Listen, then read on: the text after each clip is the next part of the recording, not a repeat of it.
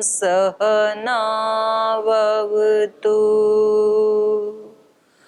सहनौ भुनक्तु सह वीर्यं करवावहै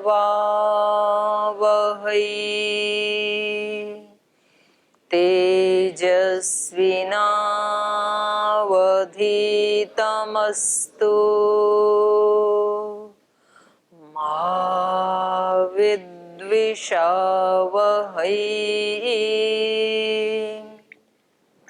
ॐ व्रतानां व्रतपते व्रतं चरिष्यामि तच्छकेयं तन्मे राध्यताम् इदमहमनृतात् सत्यमुपैमे। ॐ शान्ति शान्ति शान्तिः।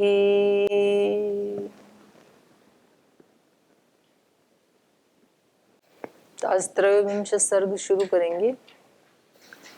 जो ये रात्रि को सोए वहां पे एक रात सरयू नदी के किनारे, और फिर जब सुबह उठे तो उसका वर्णन इस सर्ग में किया गया है।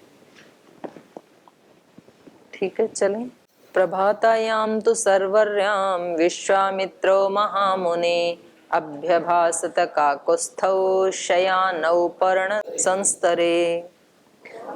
इसका तो दूसरा है।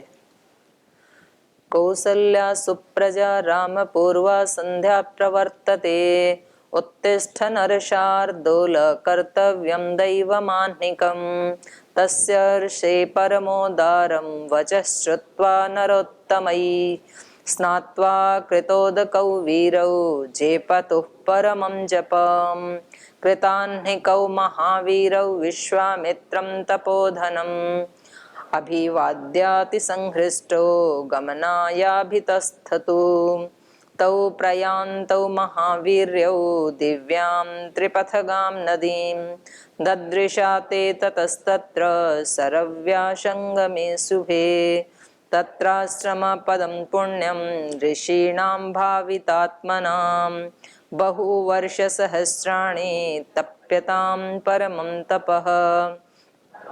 तं दृष्ट्वा परमप्रीतौ राघवौ पुण्याश्रमम् ऊचुस्तु तं महात्मानं विश्वामित्रम् इदं वचः।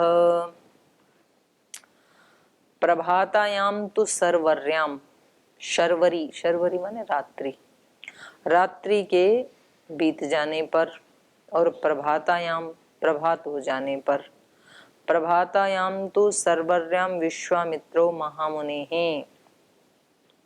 जब प्रभात काल हुई तो महामुनि विश्वामित्र ने अभ्यभासत काकुत्स्थौ, उन दोनों राजकुमारों से कहा, शयानौ पर्ण संस्तरे, जो कि उस के बिछौने पे सोए हुए थे, तिनके के बिछौने पर, पत्तों के बिछौनों पर सोए हुए। पर्ण संस्तरे, पर्ण के पत्ते के बिस्तर पर शयानो सोते हुए, काकुत्स्थौ राम और लक्ष्मण को, विश्वामित्रो महामुनि अभ्यभासत, महामुनि विश्वामित्र ने इस प्रकार से कहा। कौसल्या सुप्रजा राम पूर्वा संध्या प्रवर्तते उत्तिष्ठ नरशार्दूल कर्तव्यं दैवमाह्निकम्। कौसल्या सुप्रजा राम, जिसको पाकर के कौसल्या कैसी हो गई? सुप्रजा, अच्छी प्रजा वाली हो गई हैं। ऐसी कौसल्या माता के पुत्र राम पूर्वा संध्या प्रवर्तते, कह रहे हैं प्रातः काल की संध्या जो है वो आ गई है। पूर्वा संध्या, एक पूर्वा संध्या, एक अपरा संध्या। शाम वाली संध्या को अपराह्न, और पूर्वा संध्या माने दिन की पहली संध्या। एक दिन में 2 संध्या होती हैं, तो आप सब 2 संध्या करते ही हैं।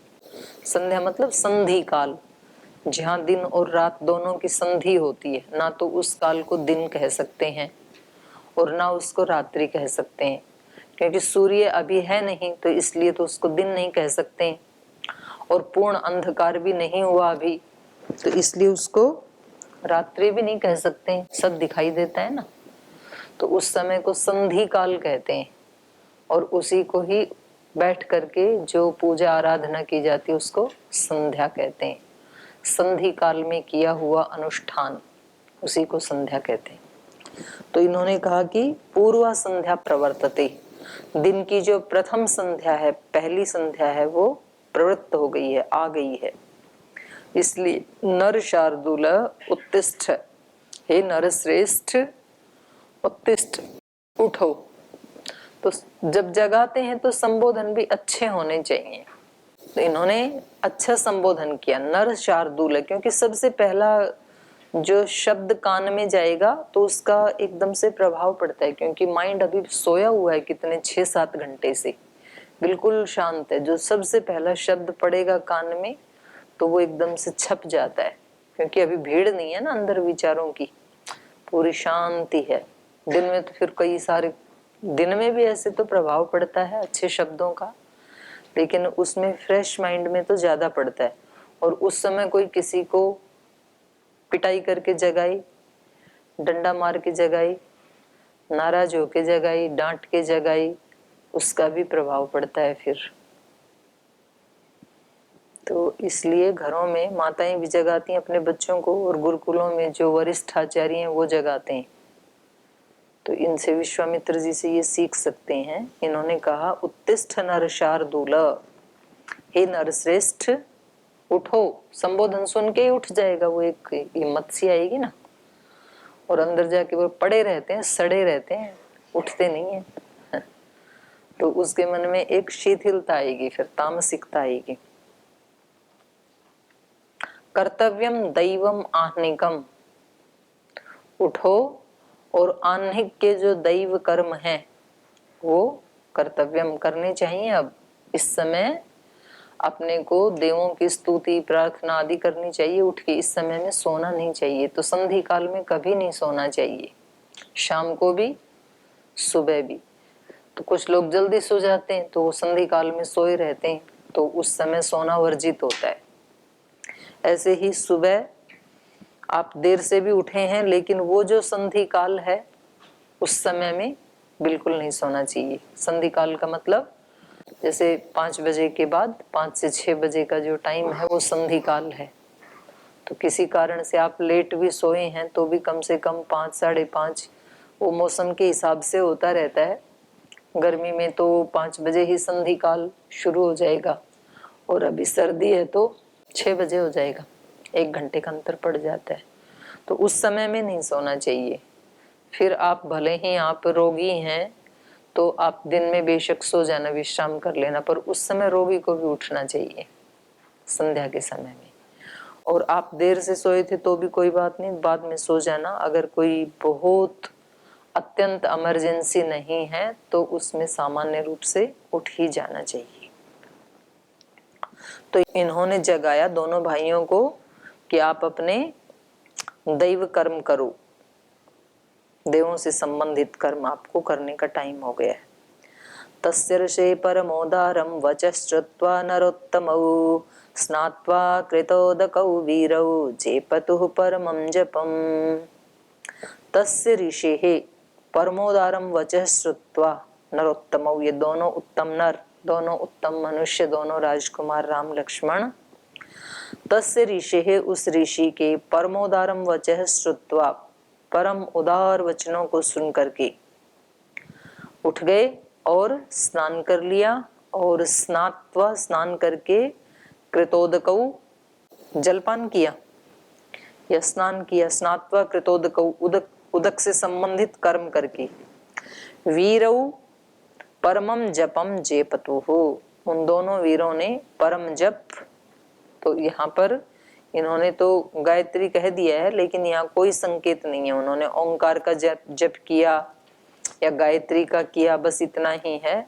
जेपतु परमम जपम, परम श्रेष्ठ ईश्वरी है परम। तो परम ईश्वर, श्रेष्ठ ईश्वर को स्तुति करने के लिए जप करने लगे वे। कृताह्निकौ महावीर्यौ विश्वामित्रं तपोधनम् अभिवाद्याति संहृष्टौ गमनायाभितस्थतुः। कृताह्निकौ महावीर्यौ विश्वामित्रम तपोधनम, और जो तपस्या ही धन है जिसका, ऐसे विश्वामित्र। तो अनेक प्रकार के धन होते हैं, तो यहाँ विश्वामित्र के पास कौन सा धन है? किसी के पास विद्या का धन होता है, किसी के पास तपस्या का धन होता है, किसी के पास वाणी का धन होता है, किसी के पास डिग्री का धन होता है, किसी के पास रुपए पैसे का, किसी के पास जमीन का, किसी के पास पशुधन। तो अनेक अनेक प्रकार के धन हैं। तो उनमें इनके पास कौन सा धन है? तपस्या का धन। तो तपोधनम विश्वामित्रम कृताह्निकौ महावीर्यौ, आह्निक कर्म करके, नित्य कर्म समाप्त करके, महावीर्यौ महान है वीर्य जिसका, जिनका, द्विवचन दोनों भाइयों का। अभिवाद्य अति संहृष्टौ, तपस्या ही धन है जिनका, ऐसे तपस्वी विश्वामित्र को इन्होंने प्रणाम किया। प्रातः काल उठ के रघुनाथा, मात पिता गुरु ना वही माथा। तो यहाँ भी इसका प्रमाण मिलता है। अभिवाद्य अति संहृष्टौ, अत्यंत प्रसन्न होकर के इन्होंने उनको प्रणाम किया, अपने गुरु जी को।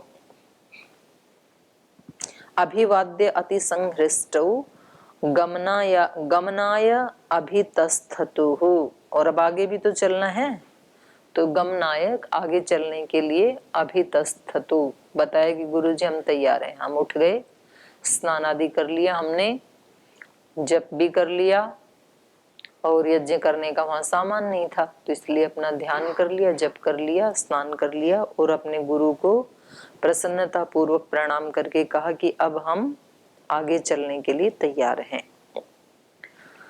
तौ प्रयान्तौ महावीर्यौ दिव्यां त्रिपथगां नदीं ददृशा ते ततस्तत्र सरव्या संगमे शुभे।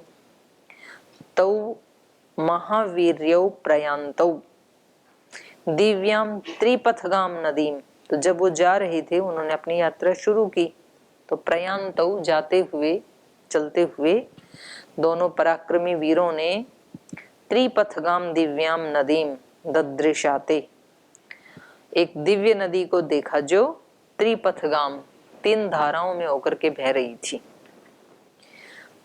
तो दिव्याम नदीम त्रिपथगाम ददृशाते, उन्होंने 3 धारा में बहती हुई उस नदी को देखा।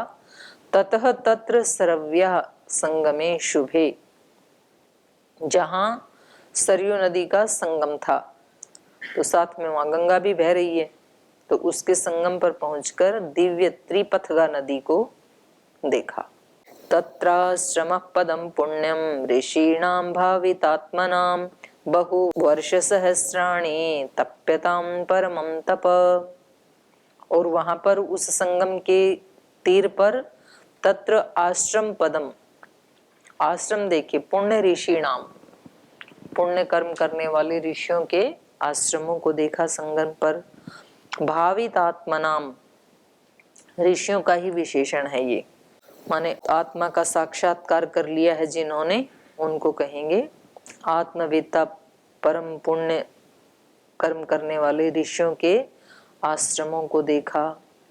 बहु वर्ष सहस्राणि तप्यताम परमम तप, जिन्होंने बहुत वर्षों तक, क्या वर्षाणी, बहुवर्षाणी नहीं, बहुवर्ष सहस्राणि, बहुवर्ष सहस्राणि तप्यताम परमम तप, बहुसहस्राणि वर्ष, बहुत हजारों वर्षों तक जिन्होंने तप किया, ऐसे ऋषियों के आश्रमों को वहां पर उन्होंने देखा। तम दृष्ट्वा परम प्रीतौ राघवौ पुण्यमाश्रमम् ऊचुस्तु तम महात्मानं विश्वामित्रम् इदं वचः। तम दृष्ट्वा, तो वहां एक आश्रम को देख करके, परम प्रीतौ राघवौ, परम प्रीति से युक्त होकर के जो दोनों रघुकुल के राजकुमार हैं, पुण्यम आश्रमम, एक बहुत श्रेष्ठ आश्रम को देख करके परम प्रीति से युक्त होकर के दोनों राजकुमारों ने महात्मानं विश्वामित्रम इदम वचः ऊचतु, महात्मा विश्वामित्र से इस प्रकार के वचन कहे। उस आश्रम को देख करके इन्होंने पूछने की इच्छा की अपने गुरुजी से कि यह आश्रम किसका है। कस्यायम् आश्रमः पुण्य को नु अस्मिन् वसते पुमान् भगवत् श्रोतुम् इच्छावः परम कौतूहलं हि नौ। तयोस्तद्वचनं श्रुत्वा प्रहस्य मुनिपुङ्गवः अब्रवीत् श्रूयतां राम यस्यायं पूर्व आश्रमः। कन्दर्पो मूर्तिमान् आसीत् काम इत्युच्यते बुधैः तपस्यन्तं इह स्थाणुं नियमेन समाहितं। कृतोद्वाहं तु देवेशं गच्छन्तं समरुद्गणं दर्शयामास दुर्मेधा हुङ्कृतश्च महात्मना। अवध्यातश्च रुद्रेण चक्षुषा रघुनन्दन व्यशीर्यन्त शरीरात् स्वात् सर्वगात्राणि दुर्मते। तत्र गात्रं हतं तस्य निर्दग्धस्य महात्मनः अशरीरः कृतः कामा क्रोधात् देवेश्वरेणः। अनङ्ग इति व्याख्यातस्तदा प्रभृति राघव स चांग विषयः श्रीमान यत्रांगम स मुमोचः। तो इन्होंने जब आश्रम वहां देखा, एक बहुत सारे आश्रम थे, उनमें से किसी एक पुण्य आश्रम को देख करके इन्होंने पूछा, दोनों भाइयों ने गुरुजी से, कस्य अयम आश्रमः, पुण्य है, ये पवित्र आश्रम किसका है। कोनो अस्मिन् वसते पुमान, कौन कौन पुरुष इसमें, कौन व्यक्ति इसमें, कौन योगी इसमें रहते हैं। भगवान श्रोतुम इच्छावह, हम दोनों भाई नौ, नौ मतलब हम दोनों भाई, नौ परम कौतूहलम, हम दोनों को बहुत कौतूहल है, हमारे अंदर जिज्ञासा है, हम जानना चाहते हैं कि इस पुण्य आश्रम में कौन व्यक्ति रहते हैं। भगवत श्रोतुम इच्छा, आपसे सुनना चाहते हैं, आप बताइए हमें यहाँ कौन रहते हैं। तयोस्तद्वचनं श्रुत्वा प्रहस्य मुनिपुङ्गवः अब्रवीत् श्रूयतां राम यस्यायं पूर्व आश्रमः। तयोः तद्वचनं श्रुत्वा, उन दोनों के उस प्रश्न को सुन करके, उस वचन को सुन करके, प्रहस्य मुनिपुङ्गवः, थोड़ा मुस्कुराते हुए मुनि श्रेष्ठ अब्रवीत कहने लगे, श्रूयताम राम यस्य अयम पूर्व आश्रम, अयम यस्य पूर्व आश्रम आसीत, जिनका ये पहले आश्रम था, उसके बारे में श्रूयताम, आप सुनिए, मैं बताता हूँ। कंदर्पो मूर्तिमान आसीत काम इत्युच्यते बुधैः तपस्यन्तं इह स्थाणुं नियमेन समाहितम्। कह रहे हैं यहाँ पर इह, यहाँ पर स्थाणुम तपस्यन्तम, स्थाणु शिव को कहते हैं।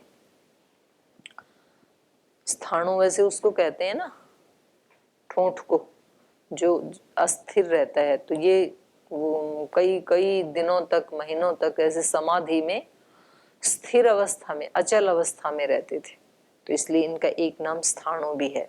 स्थाणुम इह तपस्यन्त नियमेन समाहितम, समाहित होकर के, अपने चित्त को एकाग्र करके भगवान शिव यहाँ पर नियम से तपस्या कर रहे थे।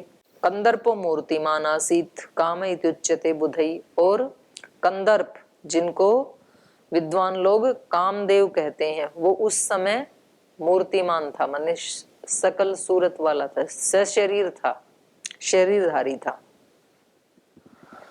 तो उस समय आकर के उसने उनकी तपस्या में विघ्न डाला।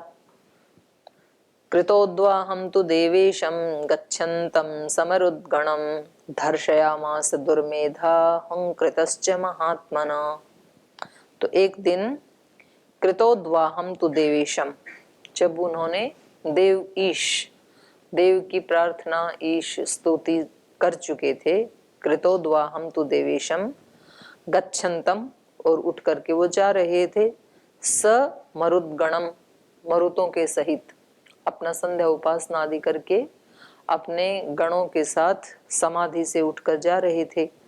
धर्षयामास दुर्मेधा, तो इस दुर्मेधा दुर्बुद्धि, इस दुर्बुद्धि कामदेव ने उनके ऊपर प्रहार किया। धर्षयामास हुंकृतश्च महात्मनः, और उन महात्मा शिव ने हुंकार भरी उसको डांटा।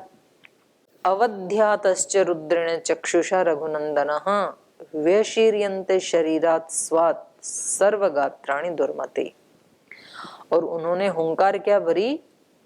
अवध्यातः, उसका वध ही कर दिया, उसके शरीर का वध कर दिया, मतलब आत्मा का तो वध होता नहीं है। अवध्यात रुद्रेण, उस रुद्र के द्वारा। और कैसे? चक्षुषा, हे रघुनंदन, आंख से, माने अपनी दृष्टि से ही, त्रिनेत्र, तो तीसरा नेत्र खुलना मतलब ज्ञान का अतिरेक। आंख खुलना ज्ञान होने का सिंबल है। कहते हैं भाई इसकी आंखें खुल गई। आंखें खुल गई मतलब किसी विषय से संबंधित उसको ज्ञान हो गया। जिस विषय से संबंधित ज्ञान हो गया उस विषय से संबंधित उसकी आंखें खुल गई। और तीसरी आंख का खुलने का मतलब है विशेष ज्ञान होना, उसका तत्व ज्ञान होना। तो जिसको तत्व ज्ञान हो गया तो वो तो अपने तत्व ज्ञान से ही अज्ञान का तो नाश कर ही देगा ना। तो ऐसे जो बोलते हैं कि शिव ने तीसरे नेत्र से काम को, काम मतलब कामना मात्र को, कामना मात्र को भस्म कर दिया, कामदेव को भस्म कर दिया। तो शरीर था, कामनाएं शरीर थी उस समय, तो उन्होंने अपने तीसरे नेत्र से, चक्षु के प्रकाश से ही, अर्थात आत्मज्ञान से, माने बोध से, समाधि से उत्पन्न होने वाले ज्ञान से उन्होंने इस अज्ञान को, कामना रूपी असुर को अवध्यत, इसको मार दिया। व्यशीर्यन्त शरीरात, और उसको शरीर से अलग कर दिया, उसका शरीर नष्ट कर दिया। आत्मा तो मरती नहीं है, पर उस कामना का जो शरीर था उसका ही नाश कर दिया। नाश हो ही जाएगा। अगर आप अग्नि के सामने कोई मोम की चीज लाएंगे बना के, तो वो तो पिघल ही जाएगा ना, उसका नाश हो ही जाएगा, उसकी आकृति तो मेल्ट हो ही जाएगी। तो ऐसे ही जब ज्ञान का चक्षु खुलता है तो अज्ञान जनित जो हमने तरह तरह की मूर्तियां बना रखी हैं अपने मन में, तो वो तो सारी डिसॉल्व हो जाएंगी, नष्ट हो ही जाएंगी वो। तो इसलिए व्यशीर्यन्ते शरीरात, शरीर उसका कैसे हो गया? विशीर्ण हो गया। शरीरात स्वात् शरीरात व्यशीर्यन्त सर्वगात्राणि दुर्मते, माने उसके सारे अंग जो हैं वो व्यशीर्यन्ते, व्यशीर्यन्त नष्ट हो गए, उसके जीर्ण शीर्ण हो गए और गिर गए, दुर्मति के। तो इससे ये भी पता लगता है कि थोड़ा अपने उसका अहंकार का कभी बड़ों के सामने ज्यादा प्रदर्शन नहीं करना चाहिए। तो अब उसको लगता था कि मैंने तो सारी सृष्टि को वश में कर रखा है, तो ये तो आज शिव मेरे आगे आ गए, तो आज इनको भी मैं दिखाता हूँ अपना कि मेरे अंदर कितनी शक्ति है। जैसे वो उपनिषदों में आता है ना, उमा के सामने सारे देवता आकर के, अग्नि आदि, वो कहते हैं ये कौन है हमारे से बढ़ करके, ये यक्ष कौन है? तो पूछते हैं भाई मैं तो कौन हूँ बाद में बताऊंगा, आप कौन हो, आप अपना बताओ पहले। बोले मैं तो ऐसा हूं कि सारी सृष्टि को जला के भस्म कर दूं, इतनी शक्ति है मेरे अंदर। तो आप कौन हो, आप बताओ। बोले अच्छा बताएंगे, तो पहले इस तिनके को जलाओ फिर बताएंगे। तो पूरी ताकत लगा दी अग्नि ने, वो तिनका जला नहीं। तो वो तो वहां से भाग गया, अग्नि तो छिप करके भी ये तो कोई बड़ी चीज है। फिर वायु आया कि आप कौन है? बोले पहले आप बताओ आप कौन हो।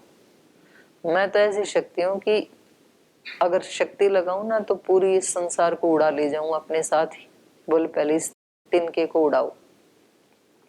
तो ऐसे पांचों भूत आए, तो उनमें से कोई भी उसको उड़ा नहीं पाए। तो उन्होंने फिर विचार किया, तो सब आपने पढ़ा है कि ये यक्ष कौन है। तो तब वहां पर शक्ति प्रकट होती, उमा।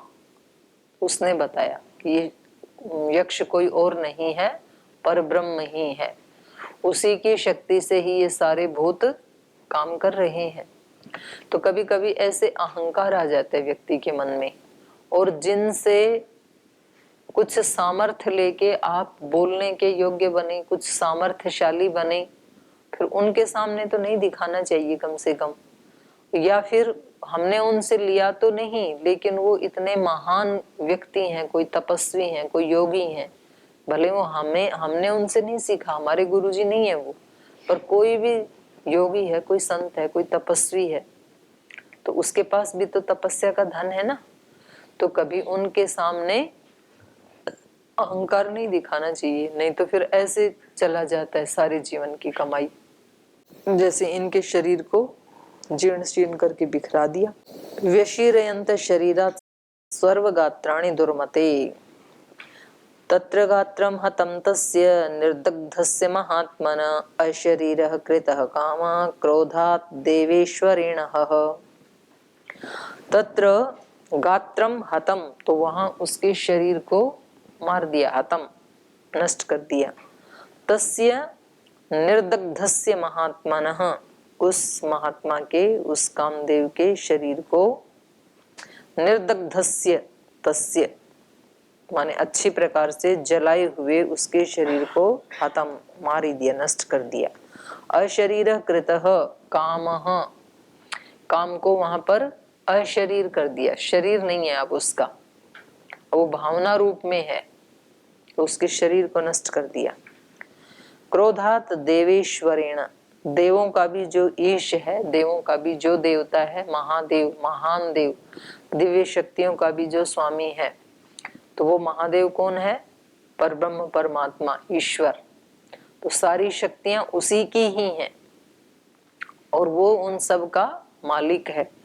तो जब कोई उनमें से, क्योंकि ये भी तो देव है ना, ये भी तो भगवान की ही शक्ति थी, लेकिन इसको अहंकार आ गया तो ये उल्टे अपने ही पिता के ऊपर प्रहार कर रहे हैं। तो सारी शक्ति जिसकी है तो वो तो कभी भी अपनी शक्ति वापस ले सकता है। तो इसलिए इन्होंने उसको अशरीर कर दिया।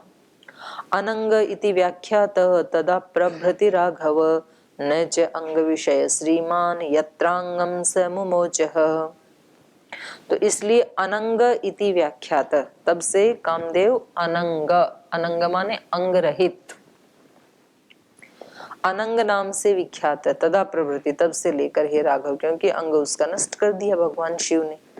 सच अंग विषय श्रीमान यत्र अंगम स मुमोचः, यत्र स अंगम मुमोचः, जहां उसने अपने अंगों को छोड़ा, मुमोच जहां उसके अंगों को जलाया गया, जहां उसके शरीर को नष्ट किया, सच अंग विषय, उस स्थान को अंग देश कहा जाता है। कर्ण थे ना राजा वहां के, तो ये देखा इन्होंने वहां जाते हुए अंग देश।